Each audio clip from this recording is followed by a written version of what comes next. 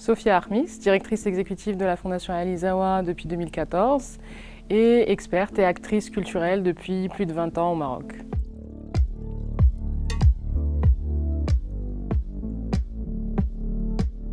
Déjà, la culture est un espace d'expression pour ces jeunes, dans un premier lieu, un exutoire. Et grâce à de l'accompagnement, grâce à de l'auto-formation pour certains, ou de la formation soit dans des centres de proximité, soit dans des institutions, ça leur permet de se créer de véritables opportunités économiques. De plus en plus aujourd'hui de jeunes se mettent en entrepreneuriat. Ils arrivent à faire carrière dans la culture, que ce soit dans le domaine audiovisuel ou musical, ou même dans les arts vivants. Et aujourd'hui, ça constitue de plus en plus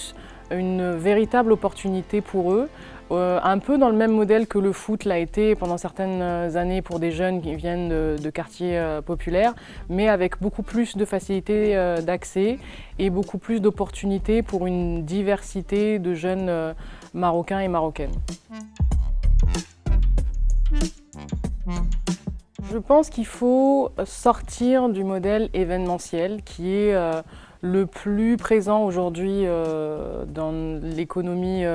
artistique et culturelle au Maroc et arriver à des modèles beaucoup plus durables, effectivement, beaucoup plus ancrés et beaucoup plus en lien avec la réalité des territoires et de plus en plus les politiques publiques qui sont mises en place, que ce soit par le ministère de la Culture, mais aussi récemment le ministère de l'Éducation avec l'introduction de la culture et des arts dans les collèges, dans les établissements publics. L'INDH aussi qui ouvre de plus en plus de centres d'épanouissement pour les jeunes dans lesquels la culture trouve sa place est un véritable levier de changement, mais il faut continuer à éduquer à la consommation artistique pour qu'aujourd'hui les artistes puissent valoriser leur contenu, leur production et leur travail et que le public soit aussi conscient de la valeur du travail artistique et culturel et qu'on puisse enfin parler d'une véritable industrie culturelle et créative qui réponde aux normes du marché, à savoir l'offre et la demande aussi.